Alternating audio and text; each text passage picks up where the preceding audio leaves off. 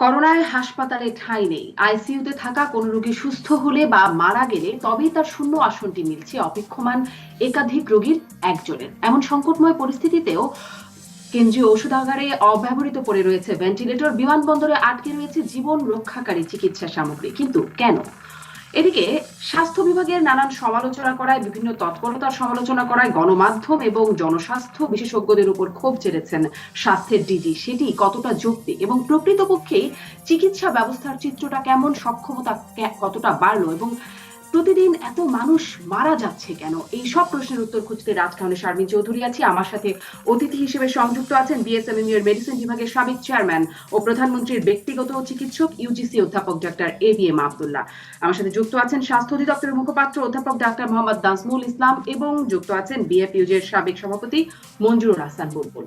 স্বাগত জানাচ্ছি আপনাদের তিনজনকে আজকের রাজকাহনে। করোনায় এত মৃত্যু কেন, এই শিরোনাম। ডাক্তার এবিএম আব্দুল্লাহ, ঠিক শিরোনাম যা রেখেছি সেটাই জিজ্ঞাসা করতে চাই যে প্রায় শত ছুঁই ছুঁই মৃত্যুর সংখ্যা দিনে এখন। গতকাল আজকে যদি সেই চিত্রটার দিকে তাকাই, গত 15 দিনে 1000 মৃত্যু হয়েছে। কেন ডাক্তার এবিএম আব্দুল্লাহ, এত মৃত্যু কেন? ধন্যবাদ আপনাকে। আসলে কি বলবো, আমরা সত্যি আতঙ্কগ্রস্ত, অত্যন্ত ভারাক্রান্ত হৃদয়ে কথা বলতে হচ্ছে। বিশেষ করে নববর্ষ শুভেচ্ছা তো জানাতে পাচ্ছি না। একদিকে নববর্ষ, আবার চলছে রমজান।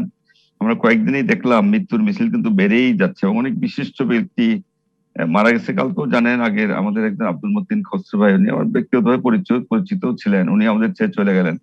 বাংলা একাডেমির মহাপরিচালক ছিলেন, উনি চেয়ারম্যান জনাব শামসুজ্জামান, উনিও চলে গেলেন এবং আরো অনেক বিশিষ্ট ব্যক্তি চলে গেলেন। 139 জন ডাক্তার কিন্তু আমাদের ছেড়ে চলে গেছেন এই গত কয়েকদিনে, এবং গত কয়েকদিন মৃত্যুর সংখ্যা মানে লাফিয়ে লাফিয়ে বাড়ছে বলেই মনে হচ্ছে আর কি। তা আমি শুরুতে যারা আমাদের ছেড়ে চলে গেছেন, ডাক্তার সহ অন্যান্য যারা বিশিষ্ট ব্যক্তি, সমাজের অন্যান্য গণ্যমান্য ব্যক্তি যারা চলে গেছেন, তাদের আত্মার মাগফিরাত কামনা করি। তাদের শোক সন্তপ্ত পরিবারের প্রতি গভীর সমবেদনা জানাচ্ছি। এখনো হাসপাতাল কিন্তু রুগীতে সয়লাব, একেবারে কোনো বেড খালি নেই। আইসিইউ তো বলতে পারেন যে একেবারে ভয়াবহ অবস্থা, এমন অবস্থা হয়ে গেছে আইসিইউ এর বেড খালি তো নাই। খালি কখন হবে? যখন একটা লোক মারা যাবে বা হয়তো খুব আল্লাহ যদি বাঁচায় রাখে হয়তো শিফট হবে, তখন কিন্তু খালি হবে। এই হচ্ছে আইসিইউ এর অবস্থা আর কি। তো এর মধ্যে মৃত্যুর মিছিল যে হারে বাড়ছে, আমরা সত্যি আতঙ্কগ্রস্ত। তো যেটা বললেন আপনি, এত কেন বাড়ছে হঠাৎ করে মৃত্যুর সংক্রমণ যেহেতু বাড়ছে, সংক্রমণ বাড়লে তো মৃত্যুর মিছিল বাড়তেই পারে।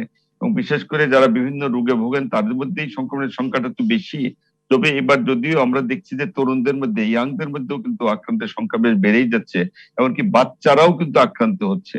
এবং আপনি জানেন যে কয়েকটা এই ভাইরাস তো মিউট্যান্ট ভাইরাস, এবং এটা তার চরিত্র বদলে। আমাদের দেশে যেটা আমাদের হচ্ছে, আমরা যতদূর জানি, প্রথমে জানতাম যে ইউকে ভাইরাস বা অনেকে বিলাতি ভাইরাস বলতে এটা আসছে, তারপরে ব্রাজিলের একটা, এখন যেটা শুনছি আমরা বা আমরা জানতে পারছি বিভিন্ন রিপোর্টে যে আফ্রিকান ভ্যারাইটি, এটা খুব ডেঞ্জারাস।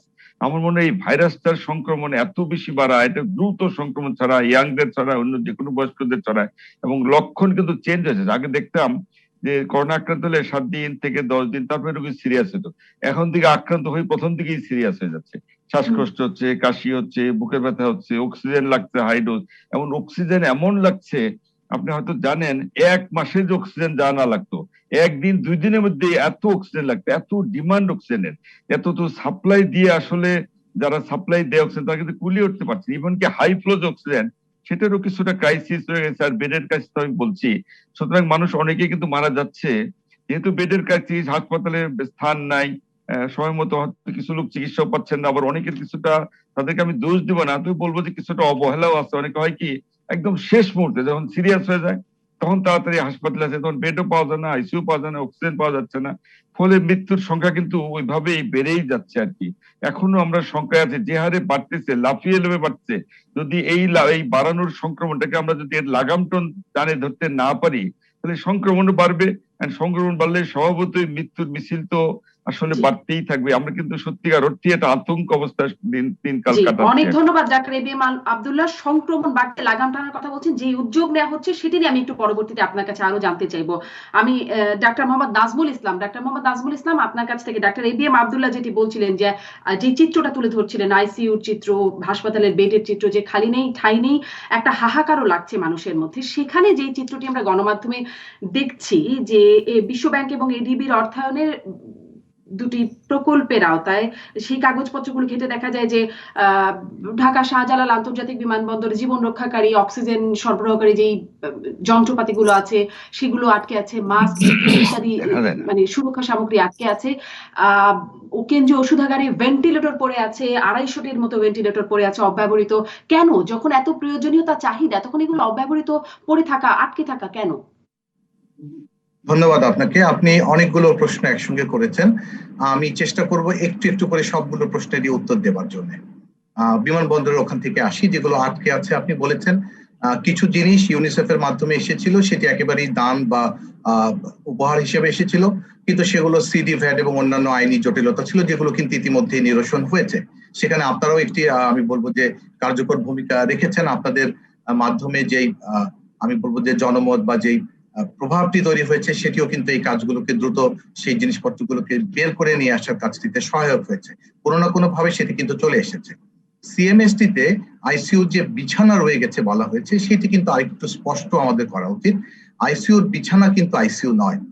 ভেন্টিলেটর, বিছানার সঙ্গে ভেন্টিলেটর লাগবে, ব্লাড গ্যাস অ্যানালাইসিস করবার জন্য যন্ত্রপাতি এবং অন্যান্য আরো বহুবিধ যন্ত্রপাতির সমন্বয়ে যখন একটি নির্দিষ্ট কক্ষে সেগুলো স্থাপন করা হবে, সেখানে ক্রিটিক্যাল কেয়ার মেডিসিন অথবা আইসিইউ স্পেশালিস্ট যাদেরকে আমরা বলি সচরাচর, অ্যানেস্থেশিয়ার চিকিৎসকরা কাজ করবেন। সেখানে সেবক সেবিকা বিশেষভাবে প্রশিক্ষিত হতে হবে এবং অন্যান্য সহায়ক শক্তি।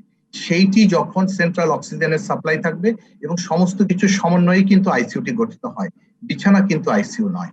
যে বিছানাগুলোর কথা বলা হয়েছে সেখান থেকে কিন্তু 220টি বিছানা চলে যাবে সিটি কর্পোরেশন, নর্থ সিটি কর্পোরেশনে যে বিশেষ হাসপাতালটি তৈরি করা হচ্ছে, যেখানে 200টির উপরে আইসিইউ শয্যা থাকবে এবং আরো 800টির বেশি বিছানা থাকবে।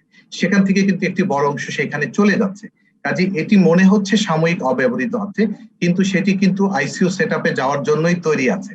কাজে সেখানে বোধহয় যে কটি সংখ্যা আমরা বলছি তার চেয়ে অল্প সংখ্যক থাকবে এবং সেখান থেকে বিভিন্ন হাসপাতালে আইসিইউর যে শয্যা এবং অন্যান্য আছে, যেখানে যেটি যখন নষ্ট হচ্ছে বা সংস্কারের প্রয়োজন হচ্ছে, সেখান থেকে কিন্তু সেটি যাবে। কারণ ভান্ডার কখনো শূন্য রাখা যায় না, যে কোনো জরুরি প্রয়োজনের জন্যই কিন্তু সেখানে কিছু না কিছু রাখতে হয়। বিশ্ব ব্যাংকের যে প্রকল্পটির কথা বলা হয়েছে, সেখানে দফায় দফায় প্রকল্প পরিচালক পরিবর্তন করতে হয়েছে, মামলা মোকদ্দমা নানানো আইনি জটিলতা কাটিয়ে সেটি কিন্তু চলতে শুরু করেছে। সবাই যদি তাকে সহযোগিতা করে, সে কিন্তু তার অভিষ্ট লক্ষ্যে শেষ পর্যন্ত পৌঁছে যাবে। এডিবির যে প্রকল্পটির কথা বলা হয়েছে, এডিবি এবং বিশ্ব ব্যাংকের প্রকল্পটি হচ্ছে একটি আরেকটির পরিপূরক। বিশ্ব ব্যাংক যেখানে কাজ করবে এডিবি সেখানে করবে না, বা এডিবি যেখানে করবে বিশ্ব ব্যাংক সেখানে করবে না, কিন্তু সারা বাংলাদেশের বিভিন্ন মেডিকেল কলেজ এবং জেলা হাসপাতালগুলোকে তারা কভার করবে। এডিবির প্রকল্প থেকেও কিন্তু বিভিন্ন রকমের জীবন রক্ষাকারী সামগ্রীর জন্য কিন্তু টেন্ডার করা হয়েছে এবং সেই টেন্ডার প্রক্রিয়াটি কিন্তু একেবারে চূড়ান্ত পর্যায়ে আছে এবং সেটি এডিবির অনুমোদন পেলে কিন্তু কন্ট্রাক্ট সাইনিং এ চলে যাবে এবং কন্ট্রাক্ট সাইনিং হয়ে গেলে মাস খানিকের মধ্যে কিন্তু সেই জিনিসপত্রগুলো চলে আসবে। টেন্ডারের যে স্বাভাবিক প্রক্রিয়াটি আছে সেটিকে কিন্তু খুব এগিয়ে আনবার সুযোগ নেই। কাজে সেখানে কিন্তু প্রত্যাশা এবং প্রাপ্তির একটা ফারাক থেকেই যায়। এডিবির প্রকল্প থেকে কিন্তু আরটিপিসিআর মেশিন, বায়োসেফটি ক্যাবিনেট এবং এক্সট্রাক্টর কিন্তু ইতিমধ্যে এসে গেছে, এন্টিজেন কিট এসে গেছে, এগুলো কিন্তু সিএমএসডি এর গোডাউনে পৌঁছে গেছে। এটি যথাসময়ে কিন্তু বিভিন্ন হাসপাতালে যেখানে যেখানে প্রয়োজন আছে মেডিকেল কলেজগুলোতে চলে যাবে। আইসিইউর যে কথাটি বলা হয়েছে, বিভিন্ন মেডিকেল কলেজে কিন্তু এখন যে জায়গাটি আছে যথাসময়টি কি এখনো আসেনি? মানে এত হাহাকার পড়ছে কিন্তু তবুও সেই যথাসময়টি আসছে না, এখনো অব্যবহৃত পড়ে থাকার মতো পরিস্থিতি কি আসলে আছে? আসলে এখানে কিন্তু অব্যবহৃত নয়। আপনি যেটি বলছেন যে 300 বা তার চেয়ে বেশি বিছানা পড়ে আছে সিএমএসডি তে, সেখান থেকে কিন্তু একটি সংখ্যা চলে যাচ্ছে সিটি কর্পোরেশনে, যেটি হয়েছে, যেটি আগামী সপ্তাহে আমরা আশা করছি কাজ শেষ হয়ে চালু হয়ে যাবে। এখন একটি সেটআপ তৈরি করতে, একটি আইসিইউ তৈরি করতে কিন্তু কেন্দ্রীয় অক্সিজেনের সাপ্লাই লাগে, তার জন্য কিন্তু ভিআই ট্যাঙ্ক লাগে এবং এগুলো কিন্তু নিরবিচ্ছিন্ন সরবরাহটি নিশ্চিত করতে হয়। আমরা যদি আইসিইউর বিছানা দিয়ে সেখানে সিলিন্ডার দিয়ে রোগী সেবা দিতে চাই, সেটি কিন্তু একটি অসম্ভব প্রত্যাশা, সেটি কিন্তু বিজ্ঞানসম্মত নয় এবং সেটি কিন্তু আমাদের মানুষ যারা এখন ভীষণ রকমের দুর্ভোগের মধ্যে আছেন, যাদের প্রয়োজন, তাদের কিন্তু কোনো উপকারে আসবে না। আমাদের যেটি এখন সবার লক্ষ্য হওয়া উচিত সেটি হচ্ছে রোগের প্রাথমিক পর্যায়ে সামান্য উপসর্গ থাকলে, জ্বর, কাশি, সর্দি, গায়ে ব্যথা, গলা ব্যথা থাকলে চিকিৎসকের শরণাপন্ন হওয়া, প্রথম অবস্থাতেই চিকিৎসার মধ্যে চলে আসা, তাতে কিন্তু রোগীর সংখ্যাটা কমে যাবে। রোগীর সংখ্যা যখন কমে যাবে তখন কিন্তু খারাপ রোগীর সংখ্যাও একইভাবে কমে যাবে। তাহলে কিন্তু আমরা একদিকে চাপটা কমাতে পারি, অন্যদিকে ঢাকার বাইরে বিভিন্ন জায়গা থেকে ডাক্তার মোহাম্মদ নাজমুল ইসলাম, আপনাকে ধন্যবাদ। আপনি বলছিলেন যে স্বাভাবিক প্রক্রিয়া, টেন্ডারের স্বাভাবিক প্রক্রিয়া সেটিকে এগিয়ে আনবার খুব সুযোগ নেই, মানে এই মহামারীর মধ্যে একটা বিশেষ ব্যবস্থাপনা সবকিছুকে খুব দ্রুত করবার সুযোগটি কেন নাই, সেই প্রশ্নটি আপনার কাছে করতে চাই। আর সাথে সাথে এটিও জানতে চাই যে আপনি যে এডিবির অর্থায়নে পরিচালিত প্রকল্পের কথা বলছেন, আপনি সেই প্রকল্পের পরিচালক, দফায় দফায় প্রকল্প পরিচালক পরিবর্তন হচ্ছে, সেটিও কেন হচ্ছে? 170টি, আমার তথ্যে ভুল হলে আপনি আমাকে শুধরে দেবেন, 170টি আধুনিক আইসিইউ শয্যা, 170টি ভেন্টিলেটর, 107টি আরটিপিসিআর কেনার কথা। এর মধ্যে আমরা জানতে পারছি 25টি আরটিপিসিআর কেনা হয়েছে, 678 কোটি টাকা বরাদ্দ দেওয়া হয়েছে এই চলতি অর্থ বছরের জন্য। 78 কোটি টাকাও তার মধ্যে খরচ করা যায়নি, মানে প্রয়োজন আছে, টাকা আছে, কেনা যাচ্ছে না কেন? কস্ট সেন্টার যাদেরকে আমরা বলি, মেডিকেল কলেজ, সেই মেডিকেল কলেজগুলোতে চাহিদা অনুযায়ী কিন্তু অর্থ ব্যয় করতে হবে, ইচ্ছে করলেই কিন্তু আমরা অর্থ ব্যয় করতে পারি না। আর টেন্ডারের যে প্রক্রিয়াটি, এটি ইজিপির মাধ্যমে হয়েছে এবং প্রতিটি জায়গাতেই এশিয়ান ডেভেলপমেন্ট ব্যাংকের প্রায়র অ্যাপ্রুভাল লাগে প্রতিটি পদক্ষেপে, সেটি কিন্তু আমরা পুঙ্খানুপুঙ্খভাবে অনুসরণ করছি। এই প্রকল্পের আমি কিন্তু চতুর্থ প্রকল্প পরিচালক, আমার আগে আরো 3 জন, অর্থাৎ 1 বছরেরও কম সময়ের মধ্যে যদি 4 জন প্রকল্প পরিচালক পরিবর্তন হয়, তাহলে কিন্তু সেখানে কাঙ্ক্ষিত যে গতিটি সেটি কিন্তু পাওয়া এত সহজ নয়। 170টি যে আইসিইউ শয্যার কথা বলছেন, সেটি কিন্তু 3 বছরে করতে হবে, 17টি মেডিকেল কলেজে 10টি করে প্রতিটিতে, যদি তারা চাহিদাটি দেন। কিন্তু এই মুহূর্তে মেডিকেল কলেজগুলোর যে বিদ্যমান অবকাঠামো আছে, সেখানে এডিবির প্রকল্প থেকে কেবলমাত্র কিনে দেয়া যাবে, নতুন অবকাঠামো নির্মাণ করা যাবে না। আমি যদি আমার পক্ষ থেকে বলি, সেখানে আমরা মাত্র 8টি মেডিকেল কলেজে স্থান সংকুলন করতে পেরেছি, যেটি ইতিমধ্যেই পিডব্লিউডি তার সিভিল ওয়ার্কের যে কাজটি আছে সেটি নিয়ে তারা অগ্রসর হচ্ছেন, অন্যদিকে আমরা বাকিটুকুর জন্য অগ্রসর হচ্ছি। এই দুয়ের মধ্যে মেলবন্ধন সমন্বয় করা এবং কস্ট সেন্টারের চাহিদা, যদি চাহিদার বাইরে কোনো কিছু ক্রয় করা হয়, তাহলে কিন্তু বিভিন্ন সংস্থার বিভিন্ন রকমের প্রশ্ন এবং জেরার মুখে কিন্তু পড়তে হবে, যেটি আমরা গত 1 বছরের অভিজ্ঞতায় দেখেছি। সরকারের অর্থ কিন্তু অপব্যয় করবার কোনো সুযোগ নেই এবং এইটি কিন্তু একটি চলমান প্রক্রিয়া, 3 বছরে কাজটি হবে। প্রথম বছরটি যদি আমরা চলমান প্রক্রিয়া, আপনার কাছে আমি নিশ্চয়ই আবারও আসবো। আপনি বলছিলেন প্রকল্প পরিচালক দফায় দফায় পরিবর্তন হচ্ছে, সেটি কেন হচ্ছে, কেন এত রদবদল হয় স্বাস্থ্য বিভাগে, সেই পুরো বিষয়টা আপনার কাছ থেকে জানতে চাইবো। মঞ্জুরুল হাসান বুলবুল, আপনার কাছ থেকে একটু জানতে চাই যে আসলে চাহিদা অনুযায়ী কতটা কাজ হচ্ছে, প্রকৃতপক্ষে চিকিৎসা সক্ষমতা কতটা বৃদ্ধি পাচ্ছে? গণমাধ্যমের নজর তো এই ব্যবস্থার উপর এখন খুব, বিশেষ করে মহামারীতে উপরে প্রচন্ড ভাবে আছেই, সেখান থেকে কেমন দেখা যাচ্ছে জনাব মঞ্জুরুল হাসান বুলবুল? ধন্যবাদ। আমার মনে হয় যে সার্বিক পরিস্থিতি নিয়ে ডক্টর আব্দুল্লাহ এবং ডক্টর নাজমুল বলেছেন, সেই দিকে আমি যাচ্ছি না। আমি প্রথমে ধন্যবাদ জানাই যে এই মহামারীর মধ্যে স্বাস্থ্য অধিদপ্তরের মহাপরিচালক একটি সাংবাদিক সম্মেলন করেছেন এবং তারা পত্রিকায় বিশাল বিজ্ঞাপন দিয়েছেন যে মিডিয়া কতটা ভুল করছে। দেখেন, একটি স্বাস্থ্য অধিদপ্তরের মহাপরিচালক স্বাস্থ্য ব্যবস্থাপনার মূল দায়িত্বে থাকবেন, স্বাস্থ্য অধিদপ্তর স্বাস্থ্য ব্যবস্থাপনার মূল দায়িত্বে থাকবে, এই বিষয়ে কোনো সন্দেহ নাই। কিন্তু আজকে যেটি ডক্টর আব্দুল্লাহ তার মুক্তি বা তার মূল বলেছেন যে আমরা একটা যুদ্ধ পরিস্থিতির মধ্যে আছি, আতঙ্কজনক পরিস্থিতির মধ্যে আছি। এই যুদ্ধ এবং আতঙ্কজনক পরিস্থিতির মধ্যে যখন গোটা জাতি থাকে, তখন শুধুমাত্র একটি অধিদপ্তর, মূল অধিদপ্তর যারা এই যুদ্ধটি পরিচালনা করেন, তারা শুধুমাত্র স্বাস্থ্য ব্যবস্থাপনার দায়িত্বে থাকবেন না, তাদেরকে তথ্য ব্যবস্থাপনার দিকে নজর দিতে হবে। আমরা বহুবার বলেছি যে তথ্য ব্যবস্থাপনাটা কোথায়। তারা পত্রিকা বিজ্ঞাপন দিয়ে মনে করলেন যে কিছু ভুল শুধরে দিলেন, কিন্তু আমি যদি একটা একটা করে দেখি যে বসুন্ধরার যে আইসোলেশন সেন্টার, তারাও এখন বলছেন যে আইসোলেশন সেন্টার। সেদিন মহাপরিচালক মহোদয়ের প্রেস কনফারেন্স আমি দেখেছি, তিনি খুবই উত্তেজিত ভঙ্গিতে সাংবাদিকদেরকে সঙ্গে কথা বলেছেন এবং সেখানে বলেছেন এটা তো হাসপাতাল না, এটা আইসোলেশন সেন্টার। কিন্তু মাননীয় মহাপরিচালককে জিজ্ঞেস করি যে আপনার দপ্তর থেকে যে চিঠি গিয়েছে, সেই চিঠিতে বলা হয়েছে যে এটা একটা হাসপাতাল, তিনি বলেছেন যে এগুলো ভুল হয়েছে। তাহলে একটি দপ্তরের মহাপরিচালক মহোদয় এবং তার সহকারী যারা, তারা শুধুমাত্র যুদ্ধ পরিচালনায় শুধুমাত্র অস্ত্র কেনার দায়িত্ব পালন করবেন, কিন্তু সেই যুদ্ধ পরিচালনায় অস্ত্রের গুলি কোথায় যাবে, কোন ফ্রন্টে কিভাবে যুদ্ধ হবে, কোন ফ্রন্টে কোন শত্রুর সঙ্গে কিভাবে লড়াই করতে হবে, সেই দিকে নজর রাখবেন না এবং তথ্য ব্যবস্থাপনার দিকে নজর রাখবেন না। তখন বলতে হবে যে যুদ্ধ প্রস্তুতি মোকাবেলায় যে দপ্তরটির দায়িত্ব আছে, সেই দপ্তরটি যথেষ্ট নয়। একটু আগে নাজমুল সাহেব যে বিবরণ দিলেন, এটি সরকারি প্রেস নোট হিসেবে খুব চমৎকার, যে হয়ে যাচ্ছে, পিডব্লিউডি তার কাজ এগোচ্ছে। কিন্তু আজকে আমরা যে জায়গাটিতে আছি, এই জায়গাটিতে স্বাস্থ্য অধিদপ্তরের দূরদর্শী পরিকল্পনার একটি অভাব দেখি। তারা কি মনে করেছিলেন যে এই আজকে যে এডিবির অর্থ বরাদ্দের কথা একটু আগে আপনি বলছিলেন, বা বিশ্ব ব্যাংকের যে অর্থ বরাদ্দের কথা আপনি বলছিলেন, গত 1 বছর আগে অর্থমন্ত্রী তো এই কথাটি বলেছেন যে বিশ্ব ব্যাংক কত বরাদ্দ দিচ্ছে, এডিবি কত বরাদ্দ দিচ্ছে।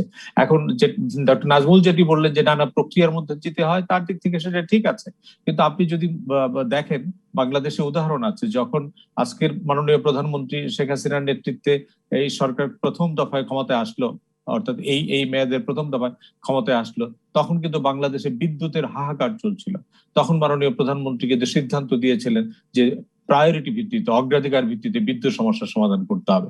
তখন যখন আমরা বিদ্যুতের জন্য বড় বড় কেন্দ্রগুলি করছিলাম, সেটি নিয়ে আলোচনা হয়েছিল। মাননীয় প্রধানমন্ত্রী বলেছিলেন যে আমাকে শিল্প বাঁচাতে হলে, দেশ চালাতে হলে বিদ্যুৎ লাগবে, আমি বিদ্যুৎ কেন্দ্রগুলি করব, পরে দুর্নীতি হয়েছে কি, কেনাকাটায় কি হয়েছে সেটা আমি দেখবো। এবং সেই থেকে আজকে বাংলাদেশে বিদ্যুতের উদ্বৃত্ত জায়গায় এসছে। কাজে স্বাস্থ্য অধিদপ্তর এবং স্বাস্থ্য মন্ত্রণালয়, আমার ধারণা তারা অগ্রাধিকার চিহ্নিত করতে ভুল করেছেন। তারা মনে করেছিলেন যে গত প্রথম দফার যে তরঙ্গতি ওয়েবটি, সেটি মিটে গেছে, বাংলাদেশ বোধহয় করোনা মুক্ত হয়ে গেছে। তারা বা বসুন্ধরার মতো হাসপাতাল বা আইসোলেশন সেন্টার যেটাই বলেন সেটা গুটিয়ে ফেলেছেন, কিন্তু কয়টি স্পেশালাইজ হাসপাতাল তারা করেছেন? তারা সমস্ত হাসপাতাল থেকে করোনা করোনা ইউনিটগুলি বন্ধ করে দিয়েছেন। এখন তারা বলছেন যে একটু আগে যেটি বলা হলো যে আপনার লক্ষণ দেখা দিলেই আপনি ডাক্তারের সঙ্গে যোগাযোগ করেন। কোথায় কোন ডাক্তারের সঙ্গে যোগাযোগ করব? ডাক্তার, স্বাভাবিক রোগীরাই তো তাদের ডাক্তারকে পাচ্ছেন। আপনি প্রাইভেট হাসপাতালগুলিতে গিয়ে দেখেন, সমস্ত ডাক্তার সাহেবরা নিশ্চয়ই তারা বড় দায়িত্ব পালন করছেন, কিন্তু করোনার বাইরে যে রোগীরা আছে তারাও তো ডাক্তার সাহেবদেরকে সংযোগ স্থাপন করতে পারছেন না নানা কারণের জন্য। আমি কাউকে দোষারোপ করছি না, ডাক্তাররা নিশ্চয়ই ফ্রন্ট লাইনে কাজ করছেন, প্রাণ দিচ্ছেন, এবং তাদের প্রতি আমরা সহানুভূতিশীল। কিন্তু আমার ধারণা স্বাস্থ্য অধিদপ্তরের স্বাস্থ্য ব্যবস্থাপনায় যে ঘাটতি, যে হিসেব নিকাশ আপনি বলছেন, সেটির যে দৃশ্য সেটা আমি দেখলাম। আর বিশাল ব্যবস্থাপনাটা হলো তথ্য ব্যবস্থাপনায় ঘাটতি। আজকে এই যে কথাগুলি আপনার আলোচনা অনুষ্ঠানে এসছে, আমি দেখলাম যে স্বাস্থ্য মহাপরিচালক সাহেব টক শোতে কথা বলাতেও খুব ক্ষুব্ধ প্রতিক্রিয়া প্রকাশ করেছেন। আপনি আপনার সঙ্গে কথা বলার জন্য আর কোথায় যাব আমরা, মাননীয় স্বাস্থ্য মহাপরিচালক? আপনার স্বাস্থ্য অধিদপ্তরের কথা বলার জন্য মিডিয়া ছাড়া আর কোথায় আমাদের যাওয়ার জায়গা আছে? কিন্তু আপনাকে তো আমরা শত্রু মনে করছি না, আপনাকে মিডিয়া তো আপনার সহযোগী হিসেবে কাজ করতে চায়। যুদ্ধের এই পরিস্থিতিতে পত্রিকায় বিজ্ঞাপন দিয়ে, প্রেস কনফারেন্সে সাংবাদিকদেরকে ধমকিয়ে, আমার ধারণা এটিকে ভালো লক্ষণ না। এই যুদ্ধ পরিস্থিতিতে স্বাস্থ্য মন্ত্রণালয় স্বাস্থ্য গতিতে কাজ করছে, তার সঙ্গে গণমাধ্যম তাদের সহযোগী শক্তি হিসেবে থাকতে চায়। গণমাধ্যম যে তথ্যটি চায়, যে তথ্যটি প্রকাশ করে, এটা মানুষের আকাঙ্ক্ষার জন্য, মানুষের প্রত্যাশার তথ্যটি। এটি একজন ব্যক্তিগত, একজন সাংবাদিক বা একটা বিশেষ মিডিয়ার আগ্রহের জন্য নয়। এটি সাধারণ মানুষ জানতে চায় যে আমার রোগী আইসিইউ পাচ্ছে না। আপনি নাজমুল সাহেব লম্বা বিবৃতি দিতে পারেন কেন আইসিইউ হচ্ছে না, কিন্তু আমার যখন একজন পেশেন্ট আইসিইউ পাচ্ছে না, আমার ক্ষুব্ধ প্রতিক্রিয়া থাকবেই। আপনি স্বাস্থ্য অধিদপ্তর নিশ্চয়ই জনাব মঞ্জুর হাসান বুলবুল, এবং সেই চিত্রটা গণমাধ্যমে উঠে আসবে। আমাকে একটা বিরতিতে যেতে হবে জনাব মঞ্জুর হাসান বুলবুল। আপনার কাছ থেকে খুব গুরুত্বপূর্ণ কতগুলো প্রশ্ন উঠে আসলো। আমি ডাক্তার এবিএম আব্দুল্লাহ আপনার কাছে এই প্রশ্নটি করেই বিরতিতে যাই, যে সক্ষমতায় বা পরিকল্পনায় ঘাটতির কথা মঞ্জুর হাসান বুলবুল বলছেন, আসলে কতটা মানে সেই ঘাটতি পূরণ হচ্ছে বা সক্ষমতা আসলে প্রকৃতপক্ষে কি বাড়লো? গতকাল তো স্বাস্থ্য অধিদপ্তরের মহাপরিচালক এই বিষয়ে সমালোচনা করে বললেন সেটিকে বিরূপ সমালোচনা এবং ক্ষোভ জানলেন। আসলে কতটা সক্ষমতা বাড়লো, ঘাটতি কি রয়ে গেল কিনা, আপনার মন্তব্য নিশ্চয়ই শুনবো একটা বিরতির পর। ফিরে এলাম রাজকাহনে। ডাক্তার আব্দুল্লাহ, আপনার কাছে যে প্রশ্নটি করছিলাম, যে স্বাস্থ্যের ডিজি সংবাদ সম্মেলনে এটাই বলেছেন 1 বছরে আমরা সক্ষমতা বাড়াইনি। তার বক্তব্যকে কোট করলাম। এই ধরনের সমালোচনা যারা করছেন সেটাকে বিরূপ সমালোচনা বলছেন এবং এটিকে গর্হিত অন্যায়, দায়িত্বহীনতা বলছেন। যারা সাবেক কর্মকর্তা ছিলেন স্বাস্থ্যে, তাদের কাছ থেকে এরকম সমালোচনাকে দায়িত্বহীনতা বলছেন, জনস্বাস্থ্য বিশেষজ্ঞদের সমালোচনা করছেন। আপনার কাছে আসলে এটি জানতে চাচ্ছিলাম যে 1 বছরে আসলে কতটা সক্ষমতা বৃদ্ধি পেল, যতটা প্রয়োজন এবং যতটা সক্ষমতা বৃদ্ধি করা সম্ভব ছিল সেই অনুযায়ী কি বৃদ্ধি পেল? ধন্যবাদ আপনাকে। তো আমি তো দুজনের বক্তব্যই শুনলাম, ডক্টর নাজমুল ইসলাম শুনলাম, বুলবুলের কথা শুনলাম।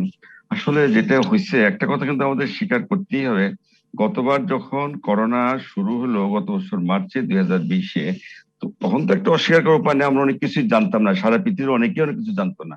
নতুন রোগ, চিকিৎসা কি, লক্ষণ কি, ওষুধপত্র কি, এগুলো অনেক কিছু জানতাম না। আস্তে আস্তে আমরা কিন্তু সব শিখতে পারছি। তখন একটা কথা আমাদের স্বীকার করতেই হবে, গতবার যখন প্রথম যে নতুন আসলো ওই যে অবস্থাটা ছিল, সেই অবস্থা কিন্তু আস্তে আস্তে আমরা মাননীয় প্রধানমন্ত্রী দক্ষ নেতৃত্বে, দূরদর্শিতায়, পারদর্শিতায় আমরা কিন্তু অনেক কিছু কাটিয়ে উঠছি। ওই সময় দেখেন স্টেপ বাই স্টেপ যা যা করার দরকার মানে প্রধানমন্ত্রী কিন্তু করছেন। ছুটি ঘোষণা করার সময় মতে, লকডাউন ঘোষণা করার কথা, অনেক ওষুধপত্র ছিল না, আমরা জানতাম না, অনেক নতুন নতুন জিনিস শিখছি আমরা, কোয়ারেন্টাইন শিখলাম, আইসোলেশন শিখলাম, লকডাউন, এগুলো তো আমাদের কারো নলেজে ছিল না আসলে। কিন্তু এগুলো কিন্তু আমরা কাটিয়ে উঠছি। এমনকি শুরুতে আমাদের ডাক্তারদের বিরুদ্ধেও তো অভিযোগ ছিল, রোগীর কাছে যেতাম না, গায়ে হাত দিতাম না, দেখতাম না, নার্সরা দেখেন, এইসব অভিযোগ কিন্তু ছিল।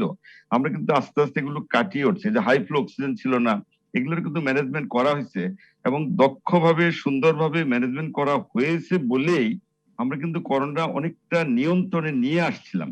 আপনি 1 মাস আগেও দেখেন এটা কিন্তু 5%-এর নিচে ছিল, 2.5 হয়ে গেছিল এটা। তবে ওই সময় একটা কথা বারবার বলতাম, একটু নিয়ন্ত্রণে আসছে, এটাকে কেউ জন্য আবার তৃপ্তির ঢেকুর না টুকেন, আত্মতৃপ্তিতে যেন না ভোগেন, সবাইকে সচেতন থাকতে হবে। কারণ এটা একটা বৈশ্বিক সমস্যা, সারা পৃথিবীতে হচ্ছে। যদি আমরা ভালো থাকি, আমরা ভালো থাকতে পারবো না যদি সারা পৃথিবীতে বাড়ে। আলটিমেটলি কিন্তু হয়ে গেছে তাই। এখানে বোধহয় আমাদের একটা সমন্বয়ের অভাব ছিল। আমাদের জনগণ যেমন একদিকে, একটু জনগণকে আমি দোষ দিব না, তারপরেও বলতেই হচ্ছে, জনগণের মধ্যে একটা অবহেলা ভাব, উদাসীন ভাব, খামখেয়ালি বা গা ছাড়া ভাব এটাও ছিল। প্রশাসনও হয়তো মনে করছে যে আমরা বোধহয় করোনা থেকে মুক্ত হয়েই গেলাম। কিন্তু একটা কথা আমি বিভিন্ন মিডিয়াতে বলছি, আপনার এই মিডিয়াতেও আমি বলছি, যে আপনার যেন আত্মতৃপ্তিতে না ভয়, কারণ বলা যায় না যে কোনো সময় এটা আবার ছড়ায় পড়তে পারে। আসলে হয়ে গেছে তাই, দ্বিতীয় ঢেউ কিন্তু শুরু হয়ে গেছে। তো আসলে আমাদের যে অর্জন একেবারেই না তা কিন্তু ঠিক না। আমাদের শুরুতে অনেকগুলো গাফিলতি ছিল, যে পিপি নিয়ে অনেক কমপ্লেন ছিল, মাস্ক নিয়ে কমপ্লেন ছিল, এগুলো ছিল, কিন্তু এগুলো আমরা সবগুলো কাটিয়ে উঠে, ওষুধপত্র ছিল না, আমরা কিন্তু এগুলো কাটিয়ে উঠছি না। অনেক কিছু কিন্তু আমাদের যে একেবারে অর্জন নাই তা কিন্তু বলবো না, অর্জন কিন্তু ছিল। এবং অনেক হাসপাতাল তৈরি হয়ে গেছিল, ডেডিকেটেড হাসপাতাল ছিল। কিন্তু ওগুলো আপনি একটা বলছেন যে বন্ধ হলো কেন, সেটা বলতে হবে এই কারণে, আসলে পরে দেখা গেল যে রুগীই নাই, ওগুলো ফাঁকা পড়ে আছে, ম্যান পাওয়ার এমনি, ডাক্তার বসে আছে, নার্স বসে আছে, কোনো কাজকর্ম নাই, অর্থের অভাব। সেই জন্যই তারা স্টেপ বাই স্টেপ কিন্তু এগুলো বন্ধ করেছে। শুধু তাই না, অনেক হাসপাতাল যেটা কমপ্লিটলি করোনা ডেডিকেটেড ছিল, সেও কিন্তু আলটিমেটলি করোনাও ভর্তি করা হয়তো, এডিট করা রাখা হয়তো দু একটা ফ্লোর। আবার নন করোনা রোগীগুলো কিন্তু অনেক সাফার করছে, যারা ক্রনিক রোগে ভুগে, এই যে ডায়াবেটিস বলেন, ক্যান্সার বলেন, হার্টের রোগী, কিডনি রোগী, তারা কিন্তু সাফার করছিল। আলটিমেটলি ওগুলো কিন্তু খুলে দেওয়া হচ্ছিল। কিন্তু হঠাৎ করে ওই দ্বিতীয় ঢেউটা আসাতে কিন্তু একটু অসুবিধা হয়ে গেছে। আমার বলার উদ্দেশ্য এটা হলো যে, আমি সাংবাদিক ভাই যারা বলছে, আমি মনে করি তারা কিন্তু, তারাও কিন্তু ফ্রন্টলাইন ফাইটার। আমরা যেমন ফ্রন্টলাইন ফাইটার, ডাক্তার, নার্স, আমরা হেলথ স্বাস্থ্যকর্মী যারা, আমাদের সাংবাদিক ভাই, যত মিডিয়া সব ফ্রন্ট, প্রিন্ট বলেন, অনলাইন বলেন, টেলিভিশন বলেন, সবাই কিন্তু ফ্রন্টলাইন। তারা কিন্তু আসলে সমাজের ভালোর জন্যই চেষ্টা করছে, জীবনের ঝুঁকি নিয়ে বিভিন্ন জায়গায় সংবাদ কালেক্ট করে আবার এটা মানুষকে বোঝানোর চেষ্টা করে, জনগণকে সচেতন করে তুলছে। তারাও ঠিক আছে, আমার মনে হয় সবাই ঠিকই আছে। এটা আমার মনে হয় ভুল বোঝাবুঝির কোনো অবকাশ নাই। তবে আমি যেটা বলতে চাচ্ছি, আমাদের অর্জন যে ডাক্তার একেবারে নাই এবিএম তা আব্দুল্লাহ, কিন্তু ভুল নয়। বোঝাবুঝির অবকাশ নাই, কিন্তু এই বক্তব্যটাও আপনার কাছ থেকে একটু যৌক্তিকতা জানতে চাই। আপনারা যারা কথা বলছেন, জনস্বাস্থ্যবিদরা যারা টেলিভিশনে কথা বলছেন, স্বাস্থ্যের ডিজি বলছেন, টেলিভিশন থেকে টেলিভিশনে নানান বিভ্রান্তিকর বক্তব্য দিচ্ছেন জনস্বাস্থ্যবিদরা, স্বাস্থ্য অধিদপ্তর মানে তিনি বলছেন যে টেলিভিশনে নিরাপদ বাক্স থেকে বেরিয়ে আসুন, অধিদপ্তরে আসুন। আসলে অধিদপ্তরে জনস্বাস্থ্য বিশেষজ্ঞরা গিয়ে কি করবেন?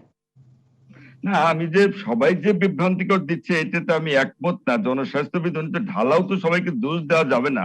তো সেইভাবে যেমন আমিও তো অনেক কথাবার্তা বলতে চাচ্ছি জনগণকে ভালোর জন্য, তাই না? ঢালাও দোষ দেওয়া তো আমি মনে করি এটা যৌক্তিক হয়েছে বলে আমার মনে হয় না আর কি। কারণ জনস্বাস্থ্যবিদ তো তারাও তো চেষ্টা করছে, এটাও ঠিক। তবে আমি যেটা বলবো সেটা হলো যে আমরা এখন ব্লেম গেমের কিন্তু সময় নেই। আমরা চাই সবাই মিলে একসাথে সমন্বয়ের মাধ্যমে জনগণের স্বাস্থ্য, মানুষকে বাঁচানোর জন্য যা যা করা দরকার এইটা করতে হয়। এখন আমাদের নিশ্চয়ই আমরা বাঁচতে চাই, এত মৃত্যু আমরা কোনোভাবেই মানতে পারছি না। ডাক্তার নাজমুল ইসলাম, এই বিষয়ে আপনি সেই সংবাদ সম্মেলনে, ডাক্তার আব্দুল্লাহ ধন্যবাদ আপনাকে, ধন্যবাদ ডাক্তার আব্দুল্লাহ। আসবো আপনার কাছে। ডাক্তার মোহাম্মদ নাজমুল ইসলাম, আপনিও সংবাদ সম্মেলনে ছিলেন, খুব সংক্ষেপে যদি এটি নিয়ে আপনিও একটু যোগ করেন যে আলোচনাটি হচ্ছিল।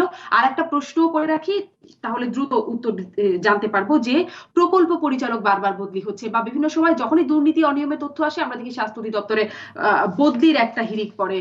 কেন এই মহামারীর সময় যখন একটা পরিকল্পনা অনুযায়ী টানা কাজ করে যাবার কথা, তখন এত পরিবর্তনটা কেন আসছে?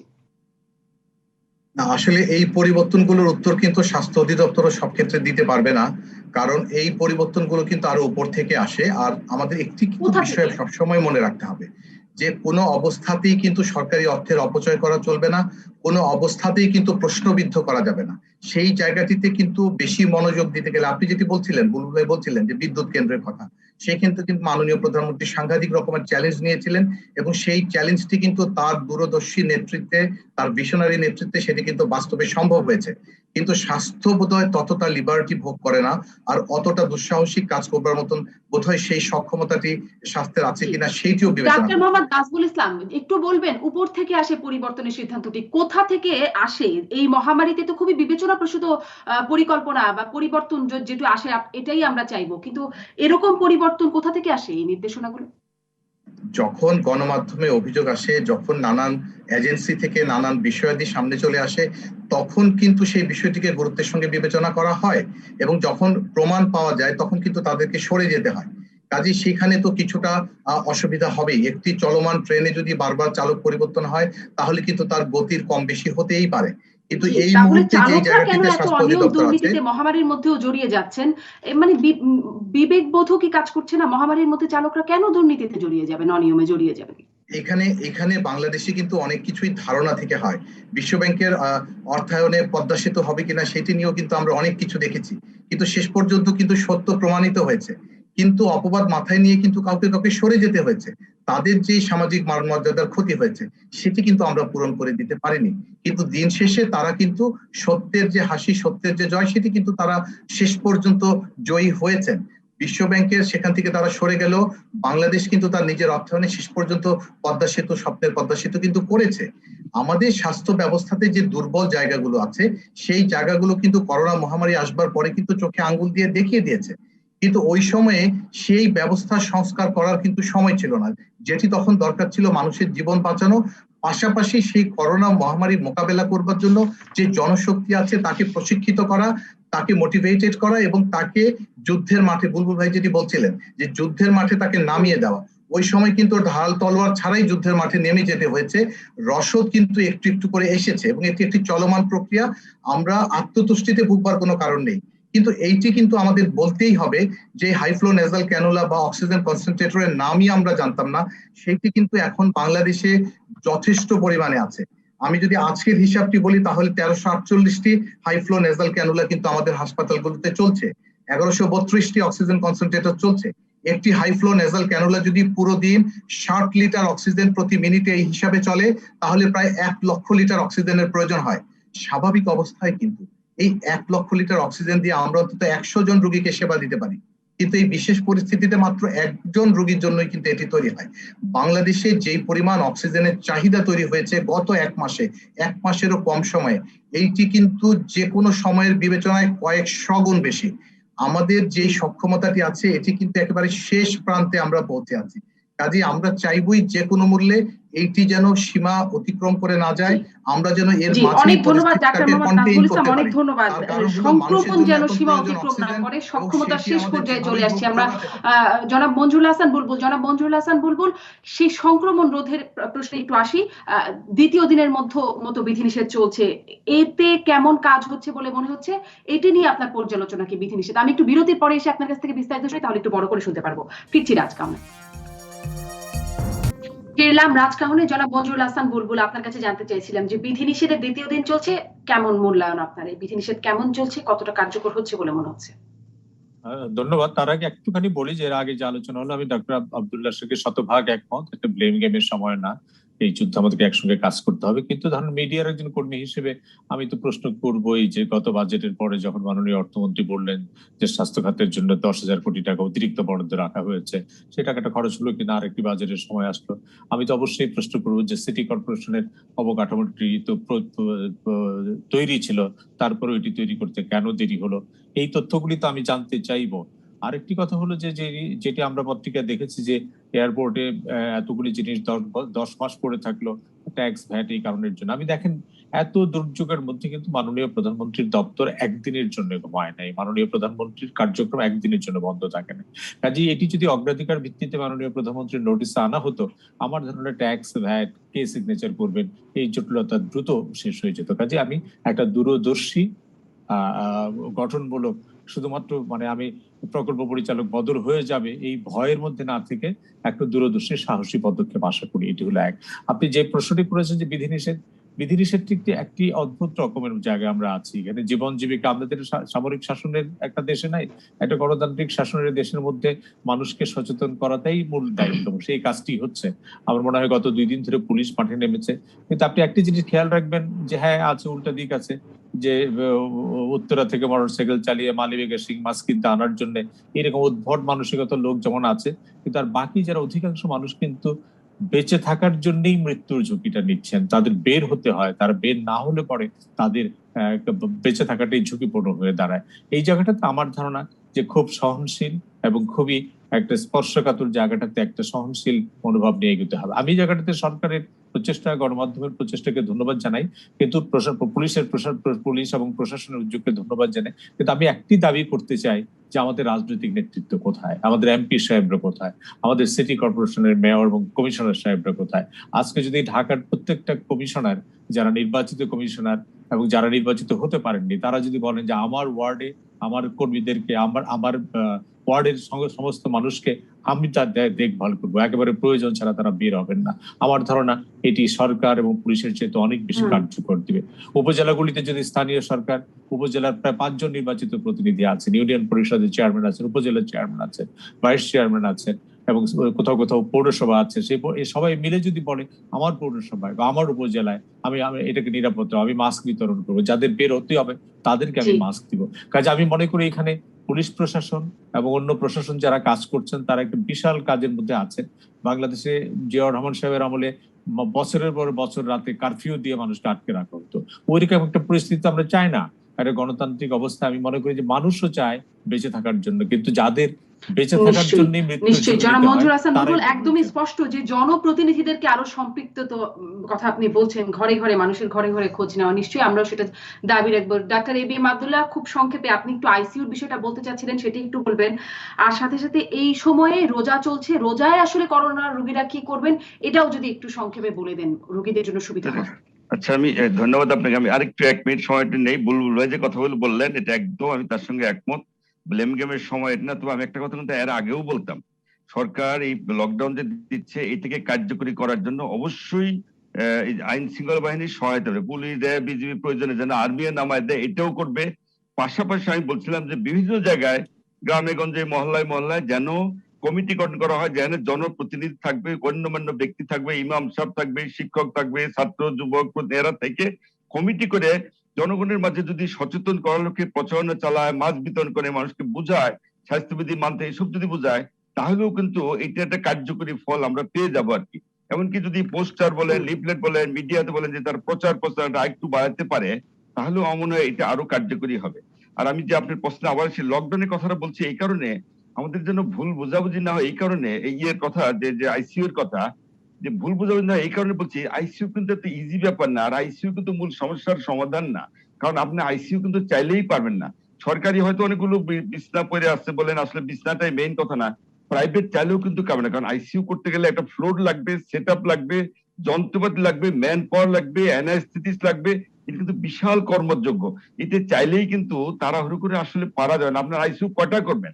10টা করেন, দরকার 100টা, 100টা করলেন, দরকার 1000, এরকম অবস্থা হচ্ছে। আমাদের উদ্দেশ্য হবে আইসিইউ বাড়াই এই সমস্যার সমাধান করা যাবে না।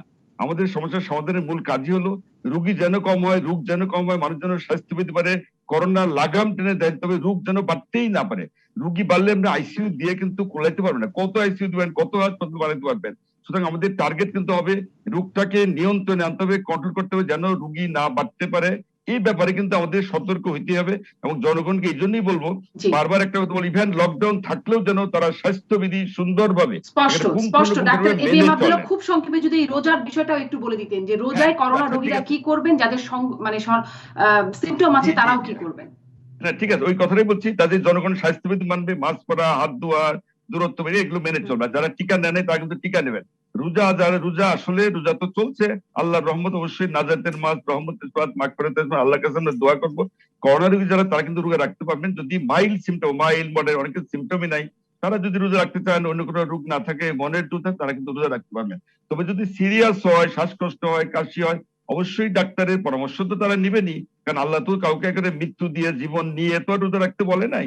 যদি এরকম মডারেট বা সিভিয়ার সিমটম হয় তারা রোজাটা হয়তো না রাখলেন বা ওই অনুযায়ী রোজা রেখে পরে হয়তো রোজা করে নিতে পারবেন।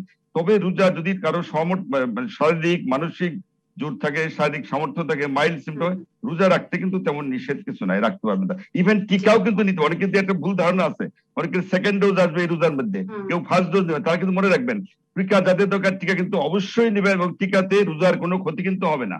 রোজা কিন্তু একেবারে অনেক আলেম ওলামা একমত, ইসলামিক ফাউন্ডেশন থেকে বলছে, কালকে আমি প্রশ্ন দেখছি ইউকে থেকে অনেক আলেম ওলামা পরিষদ তারাও বলছে রোজা রেখে টিকা নেওয়া যাবে, রোজার টিকা কোনো নেওয়া ক্ষতি যাবে, কিন্তু হবে স্পষ্ট। Doctor A B M Abdullah, আপনার এই বক্তব্য স্পষ্ট। ডাক্তার মোহাম্মদ নাজমুল ইসলাম, ডাক্তার মোহাম্মদ নাজমুল ইসলাম, সেই প্রশ্নটিতেই আবার যেই আপনারা বলছেন শুরুতেই বা মানে যথাসময় যেন হাসপাতালে যাওয়া হয় বা চিকিৎসকের শরণাপন্ন হওয়া হয়, সেই হাসপাতালে কোথায় যাবে, এই প্রশ্নটি আপনার কাছে আমি বারবার করি। কোথায় জানতে পারবো যে আমি কোথায় আইসিইউ খালি আছে, হাসপাতাল থেকে হাসপাতাল না ঘুরে?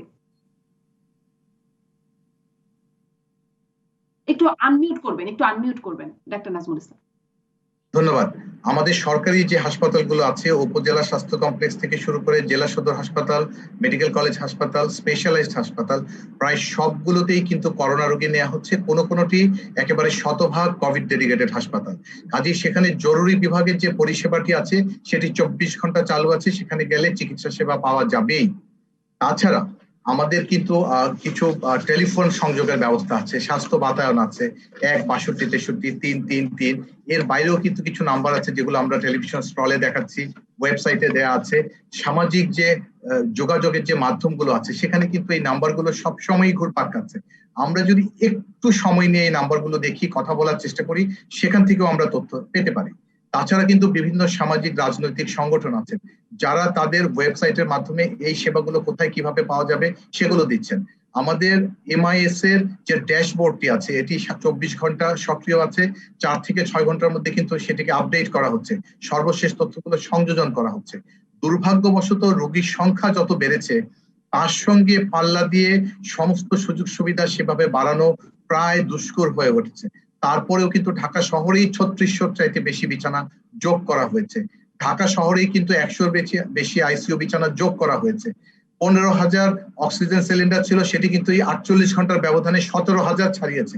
তারপরেও আমরা বলবো আমাদের প্রত্যাশার আর প্রাপ্তির মাঝখানে ফারাক কিন্তু রয়েই যায়। উন্নয়নশীল দেশের পার্সপেক্টিভে সেটি কিন্তু আমরা একেবারে অস্বীকার করতে পারি না।